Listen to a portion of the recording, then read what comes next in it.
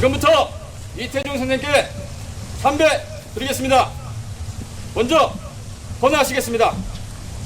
가롱에 있으면 올리시고 어디까지 이동하시겠습니다. 헌화!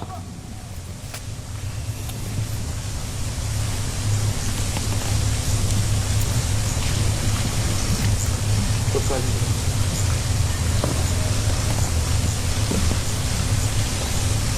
내려놓으면 손을 내려 같이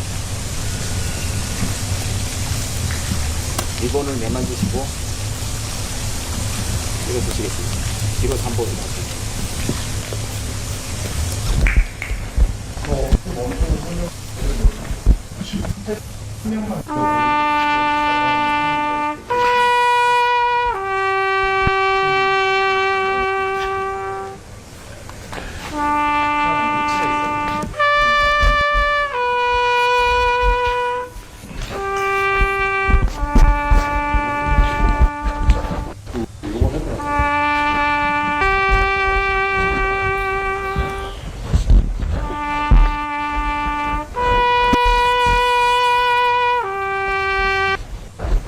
이상으로 삼배를 마치겠습니다.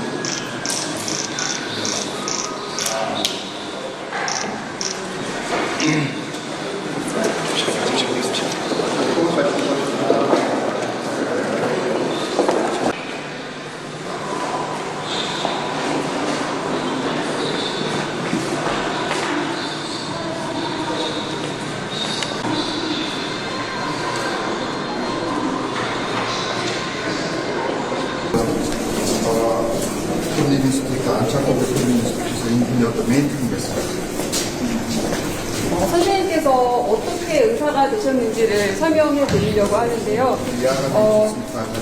83년에 함안에서 태어나셔가지고 22살이 되시던 1906년에 서울로 와서 처음에는 김영재 사회라는 곳에서 이제 점원으로 근무하시다가 역사적인 한 사건을 마주하시게 됩니다. 바로 그게 1907년 8월 1일에 있었던 대한제국의 군대 강제 해산인데요.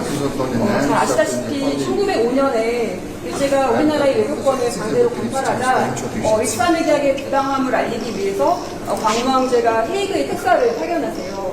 그 헤이그 파견을 구실로 해서 황제를 퇴위시키고 대한제국의 군대를 강제로 해산시킵니다.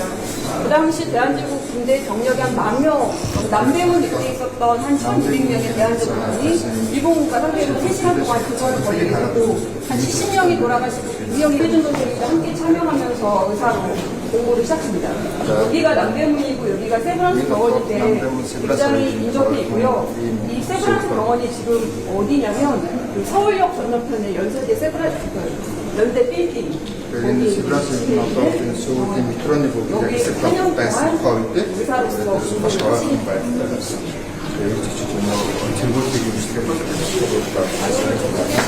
이 자료가 이태준 선생님이 세브란스 의학교를 다닐 때 4학년 때 그 합격부입니다.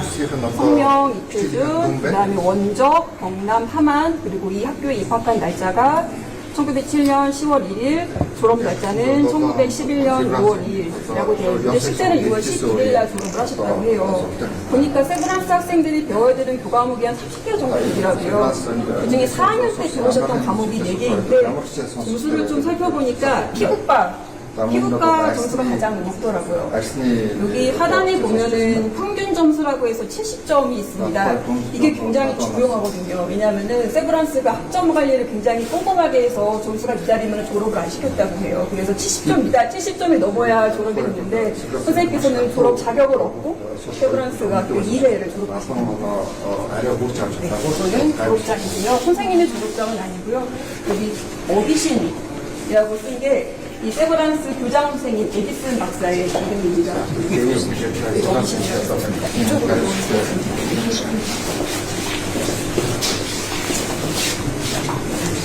이 사진이 4년간 세브란스 의학교에 공부를 마치고 찍은 졸업사진인데요. 6명의 졸업 동기가 있다고 해요.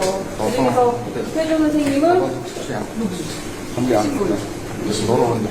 여기 요분이 그 어비신 박사님이시고 요분이 의학 교육을 전문적으로 받을 수 있도록 영어로 된 의학 교과서를 한글로 번역하는 그런 작업을 하세요. 그래서 가장 먼저 여기는 선생님께서 이제 중국으로 망명을 가시는 그런 상황을 소개하고 있고요.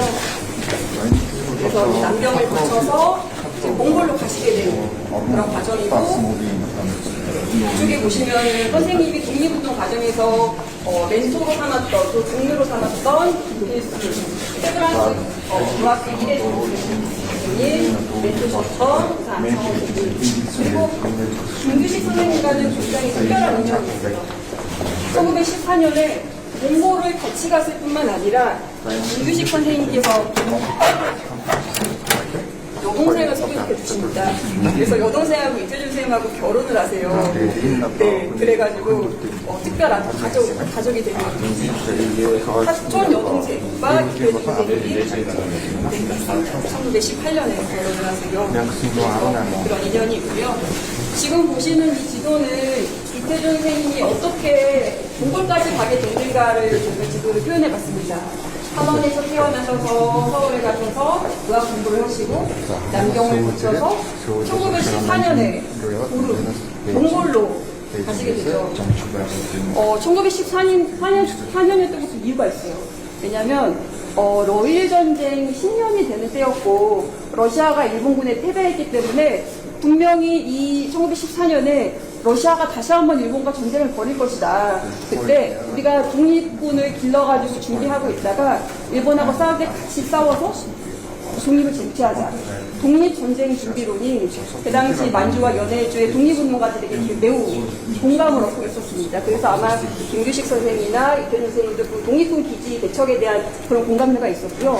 그러면 왜 몽골이었냐? 일단 여기는 다른 지역보다 일제의 피난이 조금 덜해요. 그다음 두 번째로 중국과 러시아의 중간에 있기 때문에 뭔가 활동을 도모하기 좋습니다. 그다음 세 번째는 독립군 기지를 개척한다는 것은 사관학교가 있어야 되고 경영이 있어야 되고 독립군을 먹이려면은 농장이라던가 이런 것들이 있어야 되기 때문에 땅이 넓어야 되거든요. 그런 조건을 충족하는 곳이 바로 이 몽골이었기 때문에 우리 한인들에게는 다소 낯선 땅이었지만 그럼에도 머나먼 몽골로 독립군 기지 개척을 추진하게 된 것이죠. 그래서 이제 선생님이 몽골로 향하게 됩니다. 혹시 요 문구 이게 뭐냐면 선생님이 몽골로 어떤 마음으로 가셨을까 전시를 준비하는 것도 궁금했어요. 그래서 아마도 상상을 담아서 만들어봤습니다. 잘 맞네요.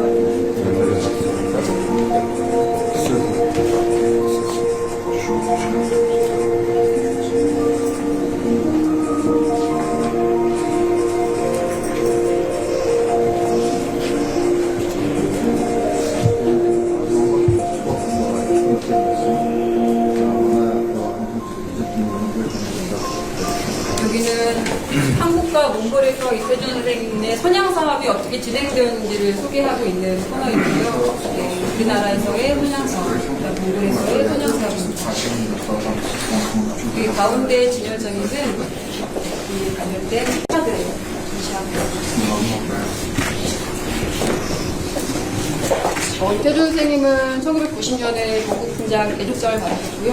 이번에 이제 연대 의대에서 자랑스러운 선배인 이태준 선생님을 기념하기 위해서 만든 동판. 몽골 국왕의 어의가 기록이 있나 보죠? 지금 어휘로는 알려져 있는데 조금 자료 조사를 더 하고 있는 상황입니다. 현재로서는 어휘로 이렇게 얘기하고 있습니다.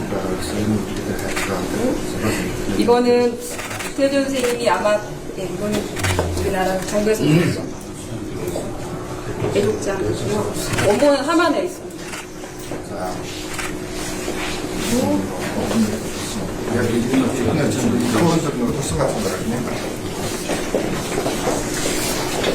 이 코너는 전시의 마지막인데요.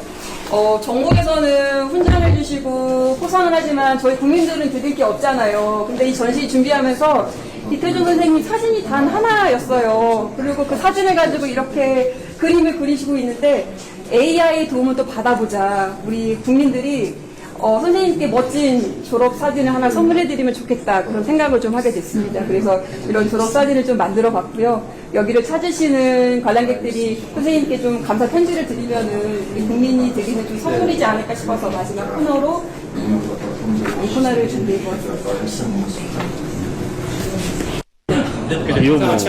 나는 아침 모르겠지.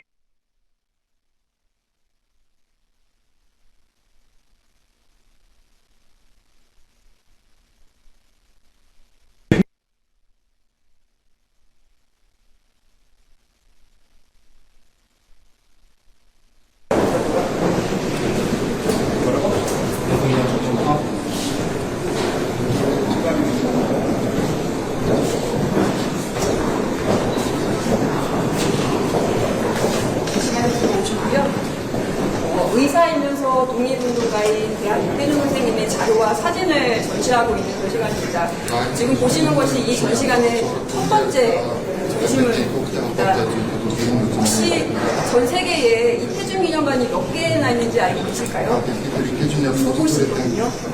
하나는 선생님께서 태어나셨던 그냥 하나네 이태준 기념관이 있고요. 하나는 바로 이곳 울란바토르입니다.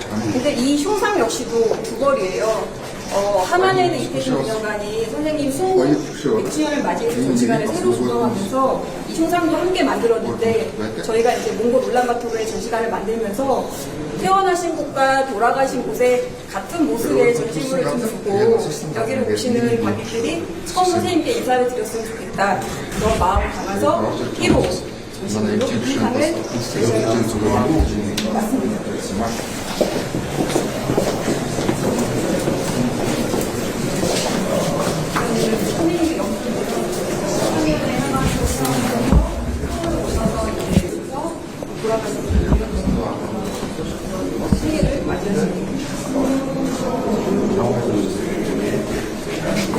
안창호 선생님을 멘토로 삼으셨어요.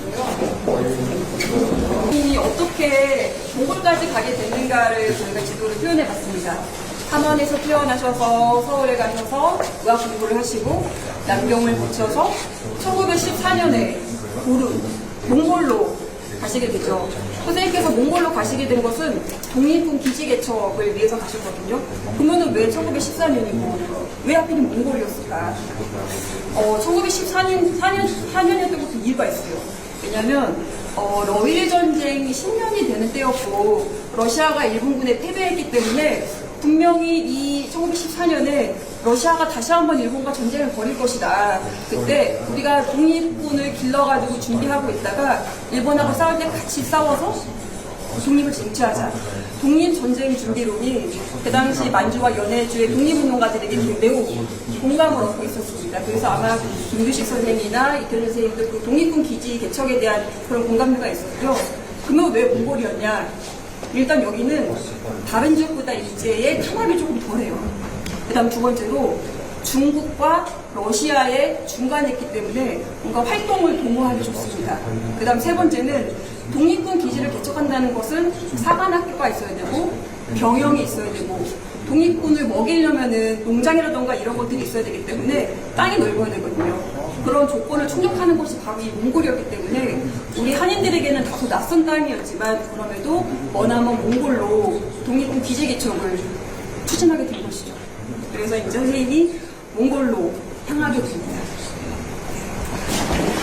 이게 뭐냐면 선생님이 몽골로 어떤 마음으로 가셨을까 전시를 준비하는 건 조금 궁금했어요. 그래서 아마도 몽골은 미지의 땅이고 낯선 땅이지만 독립군 기지를 개척하겠다는 꿈을 이루는 꿈의 공간이기도 하다. 그래서 뜻이 있는 곳에 길이 있다라고 하는 이번에 속담을 적어보았습니다.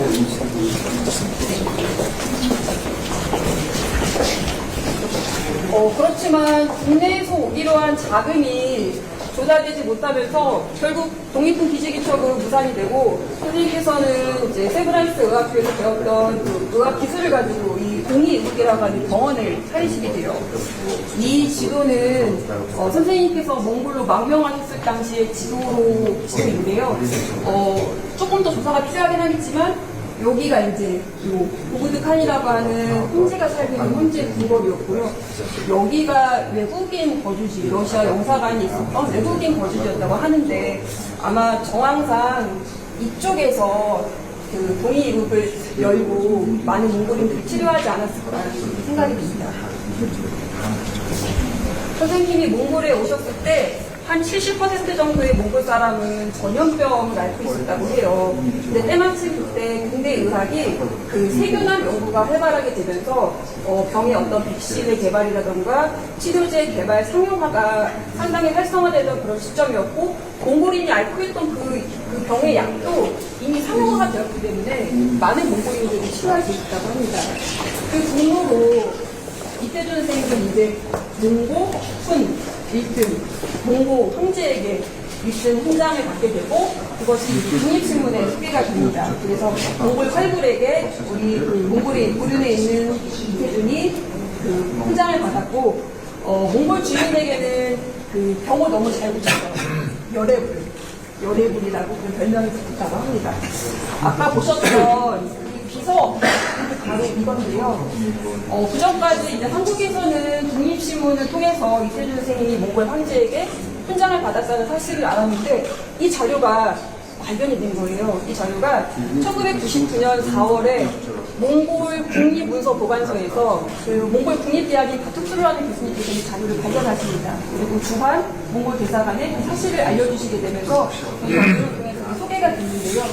내용을 보면은 고려군 국정이 이다인에게 예르데니 오치로 훈장을 준다라고 해서 그리고 뭐 훈장 수여 시점이 1919년 7월 27일 그래서 이 문서의 발견으로 정확한 훈장의 시점과 성격이 무엇인지를 알게 되고 그 계기로 세종 연구가 조금 더 심도 있게 한 걸음으로 나아가는 중요한 계기가 되었습니다.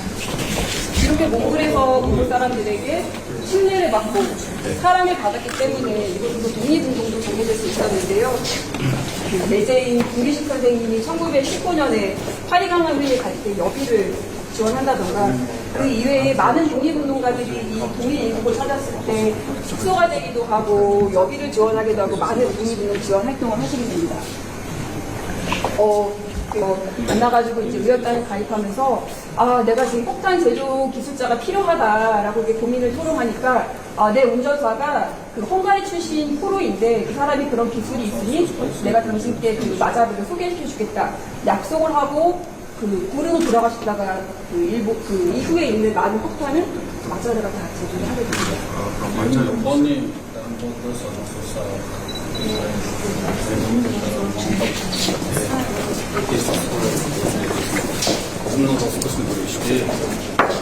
이렇게 되면 이표준 선생님이 독립운동을 전개하는 것을 조금 재밌게 보실 수 있도록 이렇게 만들어 봤고요.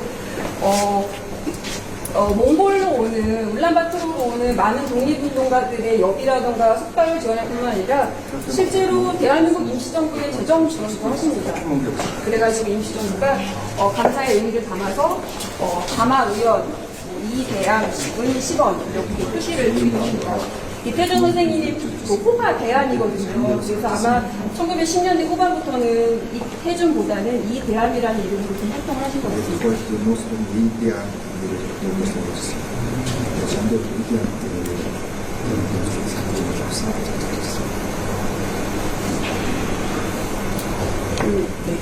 이게 독립신문이었나요? 맞습니다. 독립신문이 제호가 3번이 바뀌거든요. 처음 창간할 때는 독립이었다가 1919년 10월 25일에 독립신문으로 바뀌었다가 1924년에 또 제호가 독립으로 바뀌어가지고요. 요거는 그 제호가 바뀌기 전 초창기의 신문이기 때문에 독립으로 되어 있고 아까 훈장 소개가 됐던 그 신문은 또 독립신문입니다. 제호의 변경을 함께 알 수 있습니다. 듣는 사람을 이렇게 써놓으면 이게 정보가 위축돼서 문제인데 돈을 더 많이 내라고 그래서 찾아보니까 이렇게 이 가마 의원이라고 하는 이 코너가 독립신문에 총 13번이 나오는데요. 그중 첫 번째 맞습니다. 그래서 이름을 가능하신 거 아닙니까? 뭐 그렇습니다.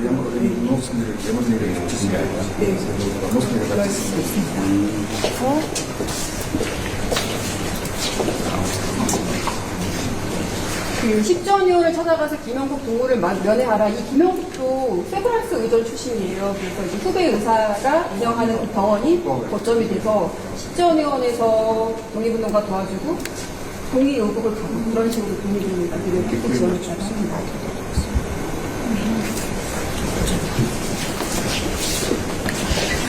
하지만 이태준 선생님이 독립운동 자금을 수송하는 과정에서 아까 말씀드린 것처럼 러시아 반혁명파 군대에 붙잡혀서 결국 이제 목숨을 잃게 되시는데요. 선생님의 그 시신을 수습한 것은 몽골 분들이셨어요. 몽골인들을 많이 살리셨고 치료하셨고 많은 사랑을 받았기 때문에 선생님이 돌아가시자 선생님의 시신을 모셔서 그 자이승 부룩의 언덕 비탈길에 그 작은 분묘를 만들어서 모셨다고 합니다. 그로부터 한 몇 개월 후에 독립운동가 여운형 선생님이 이 고륜을 지나가시게 돼요. 이유는 1922년 1월에 그 모스크바의 극동인민대표회의라는 그 회의가 열리는데 그때 이제 몽골을 지나서 그 모스크바로 가시게 되죠. 근데 고륜에서 한 8일 정도 머무르시게 되면서 이 일대를 다니시다가 이태준 선생님의 무덤을 참배하시게 된 거예요. 그래가지고 이 동포의 무덤이라는 제목으로 그 당시 그 중앙이라고 하는 잡지에 그 내용을 기재하기도 합니다. 근데 좀 의미 있는 그 구절이 여운형 선생님께서 이 땅에 있는, 그러니까 몽골에 있는 단 하나의 조선 사람의 무덤은 이 땅, 즉 몽골의 민중을 위해서 젊은 인생을 바친 조선 사람의 거룩한 헌신과 희생의 길을 기념비였고 주변에는 불악 사람 중에서 고려인 이사 이태준을 모르는 사람이 없었다 이렇게 얘기를 해요. 근데 저기 그 위치가 어디냐 알 수 없습니다. 왜냐하면 지금 아까 들어오면서 보셨지만 이게 지금 자이승 기념비라고 하는데요. 1971년에 조성된 기념물이고 몽골 소련 연합군이 제2차 세대전 시의 승리를 기념해서 이 기념물을 세우게 돼요. 그러면서 아마 주변을 좀 이렇게 정비하는 과정에서 이태준 선생님 그 묘소도 함께 좀 그 훼손된 것이 아닌가. 근처일 거라고 추정한다는 거예요? 네, 이 자이슨 구릉이 어딘가를 추정을 합니다. 추정을 하고, 근데 너무나 다행스럽게도 몽골 정부께서 이 선생님이 돌아가신 이 자이슨 구릉이 바로 보이는 이곳에 2,000평의 땅을 또 무상으로 기증을 해주셨기 때문에 비록 선생님의 분묘는 지금 어디인지 정확히 좀 알 수 없지만 선생님 분묘가 바라보이는 이곳에 기념공원을 만들고 기념관을 지어서 선생님의 어떤 헌신과 희생을 기념하고 있는 그 정신은 계속 이어가고 있다. 그렇게 말씀드릴 수 있을 것 같습니다.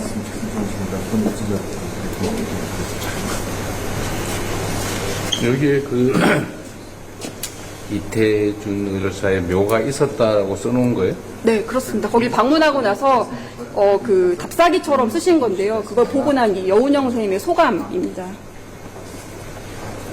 이건 누가 기록한 거예요? 여운영 선생님의 이 중앙이라고 하는 이 책자에 있는 글귀를 발췌한 겁니다.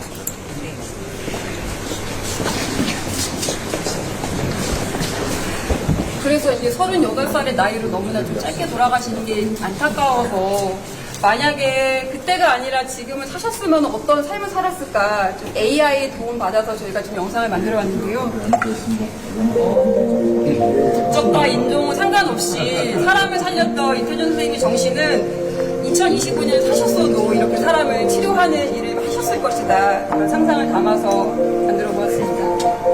잘 맞나요, 얼굴이?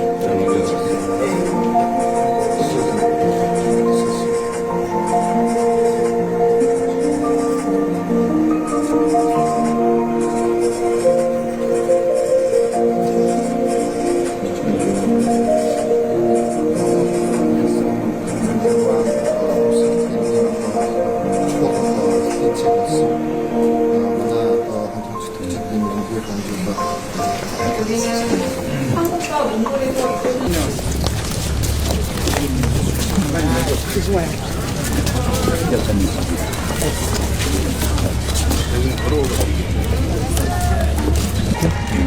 네, 촬영하겠습니다. 하나, 둘. 네, 감사합니다. 여기는 차로 올라가시나요? 그쪽까지는 차량으로 가고요. 그다음부터 계단은 바로 올라가서